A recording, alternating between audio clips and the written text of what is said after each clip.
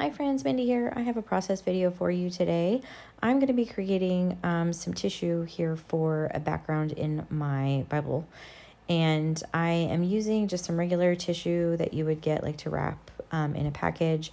I'm using an older Bythewell4God stamp. I think it's called Trellis. And then I will be using some Ranger archival inks. These are actually in the Distress color palette. And so I pulled out a few that are going to coordinate, I feel like, with the kit. And I'm just going to create basically some background paper to do some collaging of this onto my Bible page. So I'm put my stamp here on my little stamp block, and then I'm just going to go through. My stamp is a little bit stained, but that's not going to affect the color at all. So this first color that I'm using is Dusty Concord, and these are going to come out looking a little bit darker than they would, because this is an archival formula, but it's important to use archival because I need it to be permanent. I don't want to, when I'm trying to collage this down, have the color move because it reacts with the collage medium. So, and you can do this, you could create patterns, you could do, create an actual collage with multiple different stamps. There's all kinds of things that you can do to create your own backgrounds, especially if you like mixed media backgrounds and that kind of stuff. For my purposes today, I'm just doing several different colors with this one trellis stamp. And I did, I think, Salvage Patina, Faded Jeans. This one is Kitsch Flamingo. And just making sure I don't have anything left here on my stamp. And I'm going to pull out my Bible. I'm going to be working in this first chapter of Leviticus. And I'm putting my nonstick craft sheet behind this page because I'm going to be working with collage medium. It tends to dry pretty quickly, and I don't want to mess up the pages behind it. And I tend to be pretty messy, especially when I'm doing a lot of mixed media type techniques. And so I just want to make sure that I don't ruin the pages behind there. So I am using this brush from Tim Holtz. You could really use any paintbrush or even palette knife or whatever. And then I am using the Distress collage medium. Like I said, it dries really quickly, but you could also use matte gel medium, matte medium. There's, several different things that you could use to do the same thing. And again, this is similar to if you've ever seen anyone do like the paper napkin technique where you kind of collage that in there. It's the same idea. So I have torn this one little section. I'm not covering this whole page in its entirety. I want it to be kind of bits and pieces of this stamp that I did. So I'm just going to add the collage medium here on this left side. I had tore that out. Anytime you tear the tissue, it just helps it blend into the background just a little bit better. So I added a layer of the collage medium to the background and then lay the tissue down, and then now I'm doing a layer over the top, and that is just going to kind of seal everything in. And you can see it kind of also helps those colors become a little bit more vibrant. Apologize for the lighting. It's very rainy and dark here today, and so it's having a hard time getting these colors kind of true to what they actually look like on camera, I think. But and now I'm just tearing out other sections, and I'm going to kind of rotate the colors around a little bit. So now I'm going to put the blue up at the top and just kind of over here on this right edge. I'm not worried that it's hanging off of the edge because I have my nonstick craft sheet back there. And then just adding a little tiny section here, just wanting really to make this look very distressed and imperfect, because again, this is just a background. So every time I'm doing this, I'm just making sure to add a good coat of collage medium to the background, then laying the tissue down. And I'm not, worried about it if it wrinkles up a little bit. It just gives it a little bit more texture, but you can, definitely smooth that out, and then layering the collage medium again over the top to just kind of seal that in. I have a couple little places here that I'm going to add just a little bit of some more color, some different colors. And but I'm not concerned, like I said, with making sure that the entirety was covered, although you could totally do that if you wanted to. So I'm just gonna now kind of lift this up off of the off of that nonstick craft sheet. I don't want it to dry, on top of it. So I'm just lifting it up, and then I'm going to go wash out that brush because I don't want that collage medium to dry in my paintbrush there. And now I'm going to use my heat tool and just dry it really well.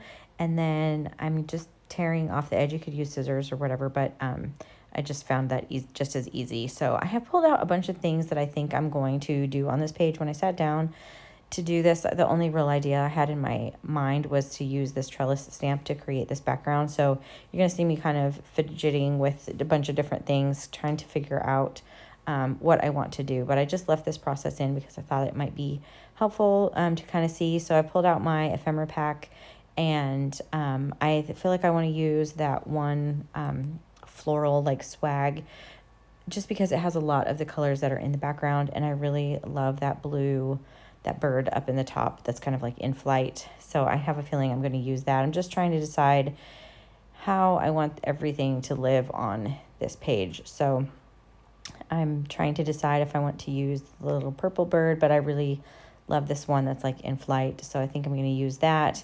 And then I had thought about using this swag across the bottom to hold my my little flashcards with my notes and stuff on the back, and I may do that on a future page, but for today I'll end up using a file folder. But then I decided that my background needed a little bit more attention, so I'm pulling out one of the little stamps that was in one of the stamp sets this time that looks like little marks, art marks, kind of like crosses. It's just real faint, and I'm just going into the background with a few of those same colors that I used to create the collage paper.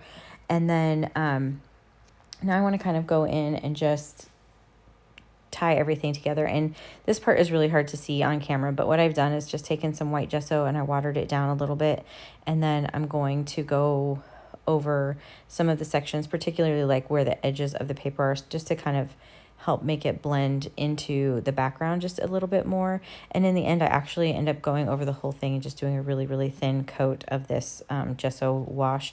Like I said, it's really hard to tell on camera, but it also helped with a little bit, the collage medium just felt a little bit sticky still, so this kind of helped knock some of that back. So I'm thinking about using, like I said, I really want to use this like floral swag piece, and I thought about kind of doing it at an angle over here with one of the little mini file folders, and again, still wanting to use that bird. And then I will end up actually changing my mind about this a few different times. I won't make you watch all of those things, but I decided I would want maybe a bigger file folder. And I really liked this one because it was nice and bold, and I love the purple and blue combination in here. So I was thinking I might want to do that. And then in the end, I end up actually changing my mind again. You can see I'm just pulling things out, trying something else until I get what I like. And so in the end, I actually decided to use this file folder that was just a little bit more muted. I love this paper. This is my favorite pattern, I think, that came with all of the things this month. I love the pattern paper. I love this really kind of subdued one. It's just really beautiful. So I pulled out a little fern over here on the right that kind of matches what's in the corner of the file folder, so that I have just some dimension. So I'm going to put this fern, I was going to glue, you can see I dropped it. This is real life. I dropped it glue side down right onto that file folder. Anyway, so I'm going to put this, I need to add some more glue because I just smeared it everywhere. But I'm going to put this behind the file folder, and then, so this is going to give this a little bit of dimension. So I'll have something behind the file folder, then I'll have the file folder glued down, and then I will put that little floral piece over the top of it. So it just gives it a little bit more dimension. I could have used, foam tape or whatever, but I was afraid to keep doing that with every page because I'm already adding quite a bit of depth and thickness with the file folders and the flashcards and everything. So I just went ahead and glued this straight down on top of the file folder, hanging off the edge there across the bottom of this page. And then I will tuck my little flashcards that have my notes on the back of them in there. And then I'm going to put my bird up in the top, but I felt like that just left that top left-hand corner a little empty and bare.